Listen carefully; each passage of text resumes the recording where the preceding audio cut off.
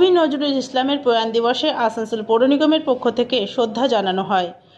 29শে August বিদ্রোহী কবি কাজী নজরুল ইসলামের 49তম প্রয়াণ দিবসে পুরনো আশ্রম মোড় এলাকায় কাজী নজরুল ইসলামের মূর্তিতে মাল্যদান করে শ্রদ্ধা জানানো হয় আসানসোল পৌর নিগমের তরফ থেকে। এদিন এখানে উপস্থিত ছিলেন মেয়র পরিষদের সদস্য গুরুদাস চ্যাটার্জি, প্রাক্তন কাউন্সিলর রবিউল ইসলাম সহ বিশিষ্ট অতিথিরা। গুরুদাস চ্যাটার্জির কবিকে স্মরণ করে জানান, আমরা ভাগ্যবান কবি পশ্চিম বর্ধমান জেলায় জন্মগ্রহণ করেছিলেন। মমতা ব্যানার্জি সরকারে আসার পর কাজী নজরুল ইসলামের নামে অন্ডালে বিমানবন্দর ও কাজী নজরুল বিশ্ববিদ্যালয় এবং চুরুলিয়াতে কবির জন্মভিটেকে সুসজ্জিত করে সবার সামনে তুলে ধরতে চেষ্টা করেছেন।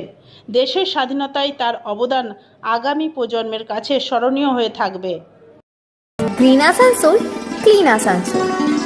ধন্যবাদ রবিউল্লাহকে।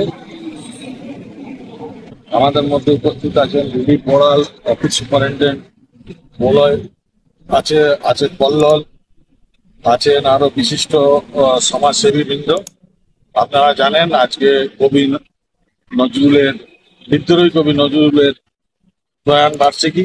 এই প্রয়াণ বার্ষিকীতে আমরা আজকে সান্ধ্য অনুষ্ঠান করব রবীন্দ্র ভবনে। এখন মাল্যদানের মাধ্যমে কবির প্রতি শ্রদ্ধা জানাতে পেরে আমরা নিজেদের ধন্য মনে করি।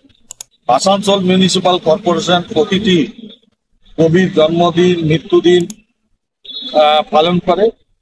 এক্ষেত্রে আমাদের সব থেকে গর্বের বিষয় যে কাজী নজরুল আমাদেরই এই শহরে জন্মগ্রহণ করেন এবং আমাদের মাননীয়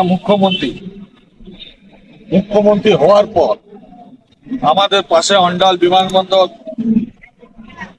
যে কাজী নজরুল ইসলামিক ইউনিভার্সিটি এবং দমদমের যে বিমানবন্দর কাজী নজরুল বিমানবন্দর করেছেন এবং কাজী নজরুলের নামে আমাদের চুরুলিয়ায় ওনার সাধ্য মতন চেষ্টা করেছেন যাতে এই বিদ্রোহী কবিকে পৃথিবীর সব জায়গায় স্থান দেওয়া যায়।